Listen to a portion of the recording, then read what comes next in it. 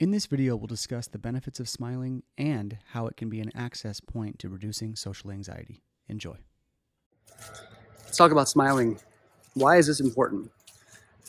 So when we look at face reading, a couple things we want to think about. There's what I call yin face reading and yang face reading. Yin face reading is using the face reading principles to understand yourself better, what your features mean in terms of personality, your aptitudes, your strengths, and whatnot. Then the other side of that is you can use it to outwardly assess people, and then you can navigate the external world a bit better. So yin is the self-reflective aspect of face reading. The yang face reading is applying it to the external world, to other people. So with all of that being said, smiling is really critically important for a couple different reasons. For one, many people suffer from some level of social anxiety, and that's a spectrum. Some people have a lot of it, some people have a little bit of it. But the thinking is that we're all going to experience social anxiety in some capacity. One of the easiest ways that you can mitigate social anxiety is to focus on other people, and more specifically, making other people feel comfortable. So they've done these studies where the more a person talks about themselves, the more I statements they have within the context of a conversation, the higher likelihood they will have of having higher levels of social anxiety. In a nutshell, the more you talk and think about yourself, the more stress you are going to have internally. It's a pretty cool metric to think about. Now, why is this relevant in the context of face reading and smiling? One of the easiest ways to make people feel comfortable is to smile. Full smile upon meeting someone or in social situations. Now, some of us aren't always going to want to smile. Fair, you don't have to. But as a general rule, as a general practice, it's a good thing to check out, to think about. You want to smile because it's going to make other people feel comfortable. And if you do suffer from social anxiety, that is one of the easiest ways to make others feel comfortable. Moreover, the East says when you first meet someone or you're meeting up with a friend for the first time, maybe even just a couple days, you haven't seen them in a couple days, but when you meet up with them, when you see someone, the spark that starts the interaction, that starts a good conversation, is smiling. Quite literally, it's like the pilot light or the spark that gets the fire going.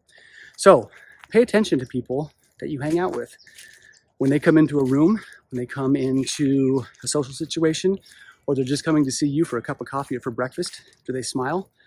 And pay attention to, if they do smile, what does the conversation look like? How does it unfold? And if they don't smile, notice the trajectory of the conversation as well.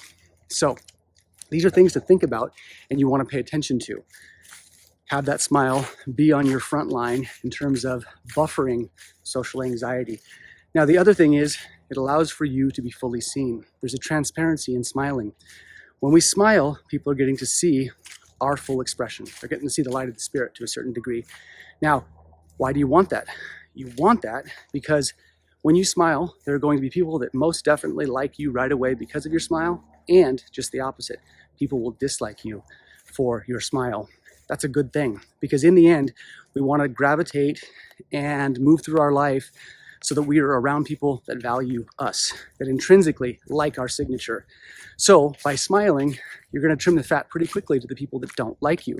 If you don't smile, people can't read you as well. And that's the pitfall in not being seen, is that you're going to have to deal with some BS. You're going to have to deal with these things because you're not fully showing up. You're not allowing yourself to be seen. So think of it like that.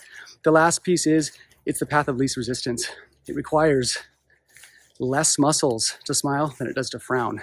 And so in terms of longevity, less resistance in certain areas is going to yield a longer lifespan. And that doesn't mean that we don't need hard and difficult things. We do, absolutely. And hard and difficult things are going to shape us. But you also want to pay attention to the areas where you can go a bit softer, do things a bit easier. And if you can do that, life does get easier. So regardless of who you are, what you're doing, where you are, remember to smile. Smile for the external world and smile for your own mental health. All right, y'all, take care.